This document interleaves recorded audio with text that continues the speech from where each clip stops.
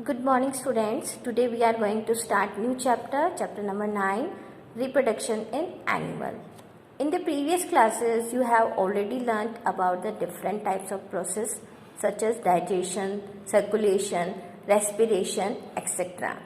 And you know that the significance of these processes as these processes are needed for the survival of every individual.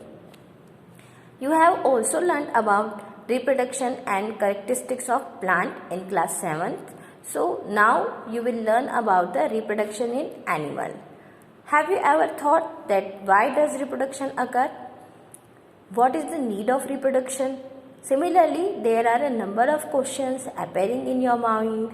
So suppose the animal or organism do not reproduce, then what will happen? Then your answer will be animals or organisms will not exist. So, for the continuation of life of animals, reproduction is essential and also ensure the similar kind of individual generation after generation. Like a plant, there are two modes of reproduction by which animals reproduce. These are sexual reproduction and asexual reproduction. First we discuss sexual reproduction. You already have studied that plant reproduce sexually, that have male and female reproductive part. In animal also male and female have different reproductive part or organ. Like plants, the reproductive part in animals also produce gametes that fuse to form a zygote, and the zygote develop into a new individual. This type of reproduction beginning from the fusion of male and female gametes is called sexual reproduction. So, in the next topic we will discuss about the human reproductive organ.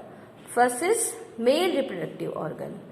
The male reproductive organ include a pair of testes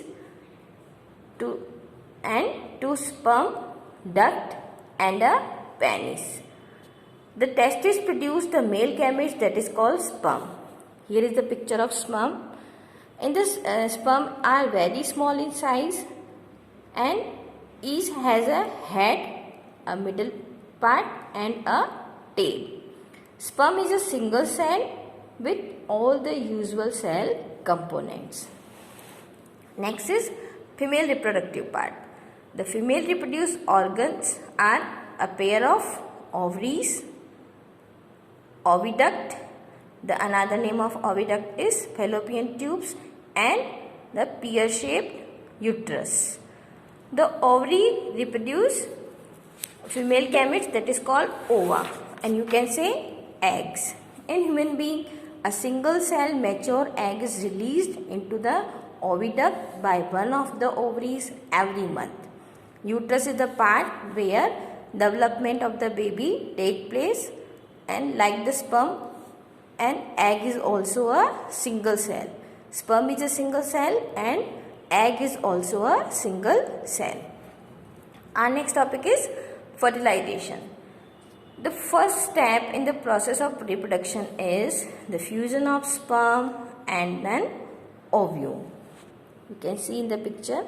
The first step in the process of reproduction is the fusion of sperm and an ovum. When sperm come in a contact with an egg, one of the sperm may fuse with the egg. Such fusion of the egg and the sperm is called fertilization.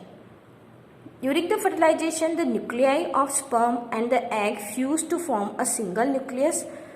This results in the formation of a fertilization egg or zygote. The process of fertilization is the meeting of an egg cell from the mother and a sperm cell from the father. So the new individual that is reproduced inherits some characteristics from the mother and some from the father. So the fertilization which take place inside the female body, that is known as internal fertilization. What is internal fertilization? The fertilization which take place inside the female body is called internal fertilization. Internal fertilization occurs in many animals including humans, cows, dogs, hens and many more animals. In many animals, fertilization take place outside the body of the female, and these animals fertilization take place in a water. During spring or rainy season, frog and toads move to a pond and slow flowing stream. When the male and female come together in water, the female lay hundreds of eggs. That is, like a hen egg, frog egg is also not covered by a shell and it is comparatively very delicate. And the layer of a jelly hold the egg together and provide protection to the egg.